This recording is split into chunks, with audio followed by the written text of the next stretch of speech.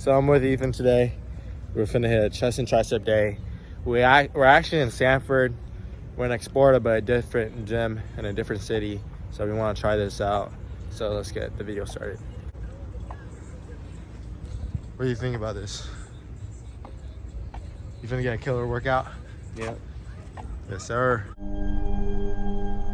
You talk a lot about purpose, why we are created as humans and why we are here. Like, what is the purpose of life? Why have we been given life? I think we're here to struggle and to learn. I don't think we're here to be happy. That's why when we keep going back to the happy argument, I've always found that kind of frustrating and annoying. Yeah. When someone goes, oh, but I want to be happy. Why? Why do you want to sit there and laugh like you were happy your entire childhood? That's your happy days. You're allowed to be happy as a kid. Finished. It's all over now, right? You're a man. You have responsibilities. I think we're here to do important things, and important things are going to be difficult, and they're going to be hard, and you're going to get frustrated. But that's what gives you purpose. I think we're here to struggle. I think we're here to endure pain. Yeah. I think we're here to just see how hard we are to kill. I think that going through terrible things and living through them and coming out the other side is one of the most fantastic things about being human. I think that it's almost like once you understand what life is really about, there's no emotion which isn't enjoyable.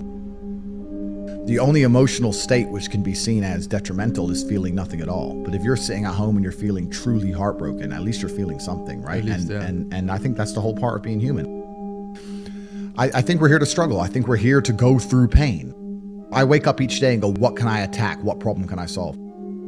And look at history. Why did Genghis Khan wake up and want to conquer the whole world? Why did Napoleon conquer the world? Why did Alexander the Great conquer the world? You just wake up and just say, give me this, give me that. I want all of it.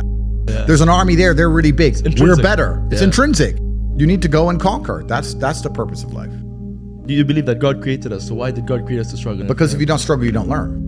God created us to learn and understand ourselves and understand other people and understand the world. And what did I say earlier? I said that you don't learn a lesson without pain. So you have to struggle to learn anything. There's only two ways to learn things, the hard way or the harder way. If you're smart, you can learn the hard way. But in my experience, 99% of the planet only learn the hardest possible way. If you want to feel happy inside of yourself and you want to feel content and you want to feel stable inside of yourself, you need to live true to God. And I'm not saying you can't drink a little bit of alcohol or not party or not have a little bit of fun, but you have to be a good person.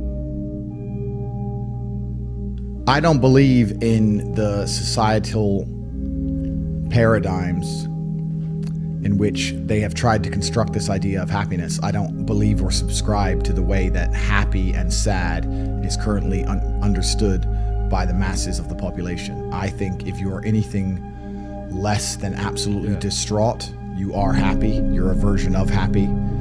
It's like saying gray is a version of black, right? No matter how light the gray is, you can still call it a version of black. And unless you've gone through an event, which hopefully doesn't happen too often, like the passing of a family member or something that's truly destructive and detrimental to your mindset, besides these events, which hopefully only happen a few times in your life, you should be happy. If you're not crying or paralyzed in silence due to the absolute magnitude of a detrimental circumstance or the absolute magnitude of a negative event, then you are a version of happy. So I am always happy is the short answer. I don't believe in not being happy. I don't believe in not saying to myself I'm happy. I'm always a version of happy.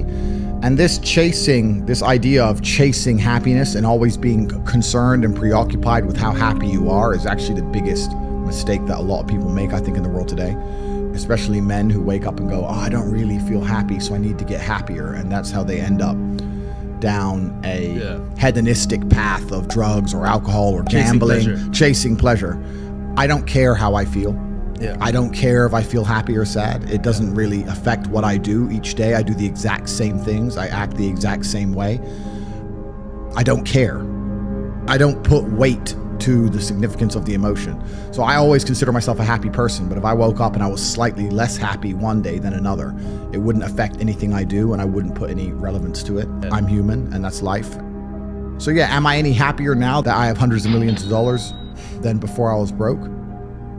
Not really, but I was never unhappy. I'm the same state that I was then, that I am now. I have work to do and I will do it. It's as simple as that. Well, also, there's no light without dark, and there's no joy without pain. You can't have a rainbow without a little rain. No matter how hard you chase pleasure and happiness, there's going to be dips and troughs in between. There's going to be come downs and downtrends. And you're going to have the juxtaposition between that time you were laughing your head off and acting giddish like a child and the time that you feel depressed as such. And I think it's much better to just adopt a very disciplined, stoic mindset. I'm always the same base level of happy regardless. If I lost all of my money today, I would be the same happy. If my net worth quadrupled, I'd be the same happiness. But as long as I'm alive and the people I care about and love are alive, and as long as God gives me the honor of doing my duties and providing for the people I